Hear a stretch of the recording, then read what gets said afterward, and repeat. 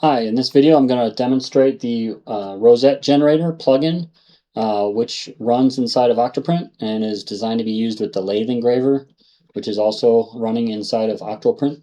So I currently have it installed, but the first thing I'm going to demonstrate is how to uninstall it, and then also how to reinstall it. So if you previously installed this, you probably have like version 1.2 or 0.1, 0.2 or something like that. We're going to go to the wrench here, settings, and we're going to go to plugin manager. And we're going to scroll down until we get to the Rosette generator here. And we're going to click on that, and we will click on the trash can to uninstall it. This is also how you'll uninstall it if you just want to completely uninstall it from Octoprint. Once you uninstall it, you have to restart Octoprint, so we'll proceed with that, and I'll pause the video while I wait for that. Okay, I'm back. I've logged into Octoprint again, and if we look here, there is no longer a Rosette generator plugin. So what we need to do first is get the URL for the plugin. So you'll go to the GitHub, which the link will be in the description, and you'll click on this latest button here in the release section. And then you will right click on this and copy that link address. Once we have the link address copied, we'll go back to Octoprint, we'll go to the wrench, and we'll go to the plugin manager again. From here, we'll hit get more, and we will paste in that URL down here and install it. So this is version 0.1.11, which is it's July 23rd of 2026. Okay, once you install it again, we're going to have to restart Octoprint. So I'll restart it, and once again, I'll pause the video while this happens. Okay, I've restarted Octoprint, and we should have the Rosette generator here in our plugin list. I'll go to that.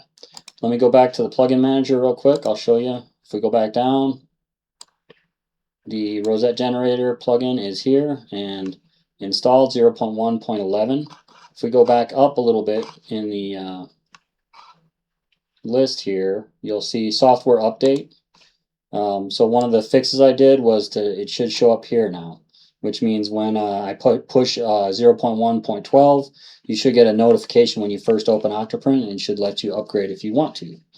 Okay, so now what's new in the, well, let me just go through the whole plugin to explain it to anybody that has not used it before, and I'll also talk about the few new things that for the people that have used it before.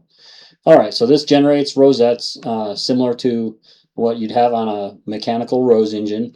The Rosette style list on the top here, there's two lists. This one has more I guess you'd say modern or descriptive terms for them. So you've got bump, you've got dip, you've got a sine wave, and a few others. If you go over to this one, these are the Holtzapfel nomenclature, right? So you got Holtzapfel F, and you've got all the different ones from F all the way to S that you can use. So let's go back to bump. The next slider here controls the outer radius, right? So 50 or outer radius of 50 means the diameter is 100. You can adjust that by the scroll, by the slider, or you can also go up in 0.25 increments and down, or you can type it in there. So if you need 72.12, you can type that in as your outer radius. Let's just go back to 50. The amplitude sets the amplitude of the rosette. So you've got extreme, and then you've got more shallow. It is possible to create rosettes that will not work. So you just want to make sure that you have something that looks like a continuous line, right? And it's not going to go back on itself. The number of segments controls how many bumps there are in this case. So if we can go up and down with that, just like that. The phase, will rotate the phase, which you don't really need until you start talking about merging, which I'll do in a moment. Let's see, we have, I'm going to skip the OD fade and the ID fade for right now. The export folder is where your rosette is going to be exported, but it should default to your rosette folder. If something is wrong, or if you want to export it somewhere else, you can browse and change this directory. You can type in a new one. And it will export it there. So if we rename this one, let me just put some underscores in the front so it'll be at the top of our list. I'll hit export SVG.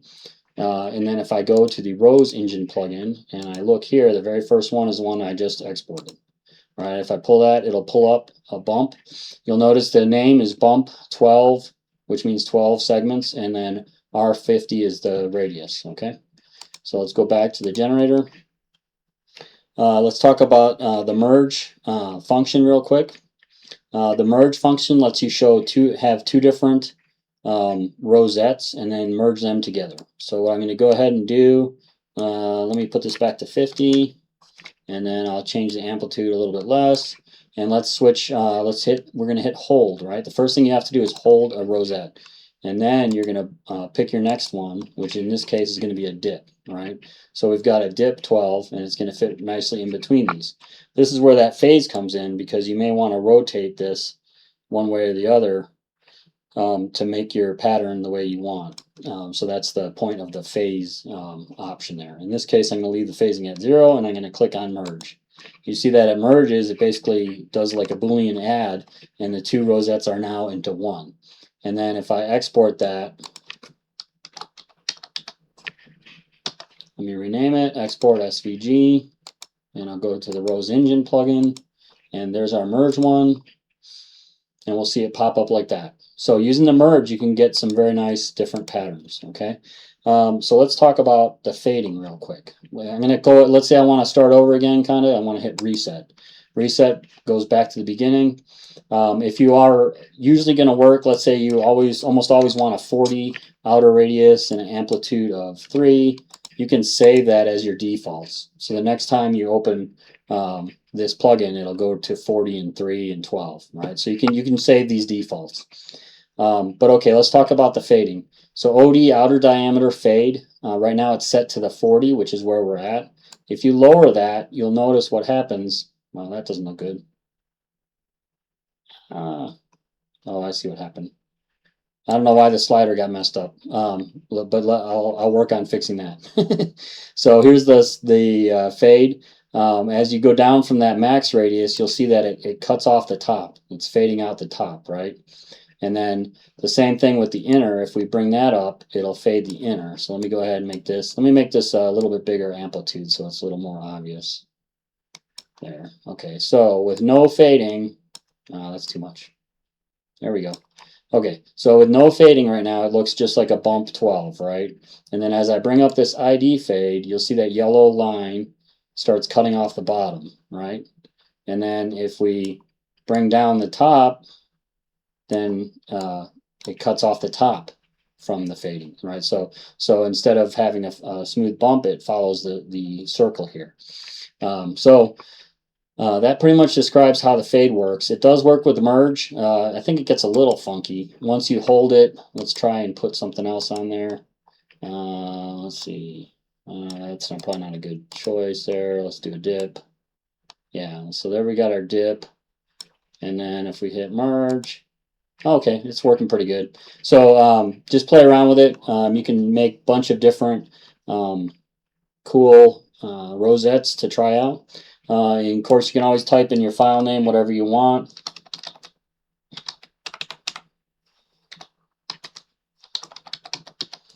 Right, and save it that way.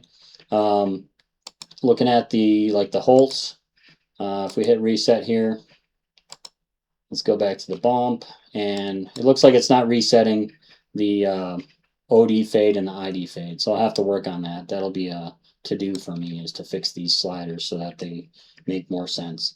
But I do want to get this out there so you guys can play with it. Let's see if there's anything else. If you don't want to see those lines, you can turn that off, and you can also turn off the polar guides. I recommend just leaving the auto preview on. That means it'll change as you slide. If there was some reason you didn't want that, you can turn off auto preview, and let's say we increase this to whatever, and then we hit preview, it'll update. But normally you're going to want to leave auto preview on. I think that covers everything. If you have any issues, please let me know. If you have any suggestions, please let me know. You can post on the Discord for the lathe engraver, or of course you can post a comment here on YouTube, or you can even open an issue at the GitHub and let me know there. So thanks for watching. Hope you like it.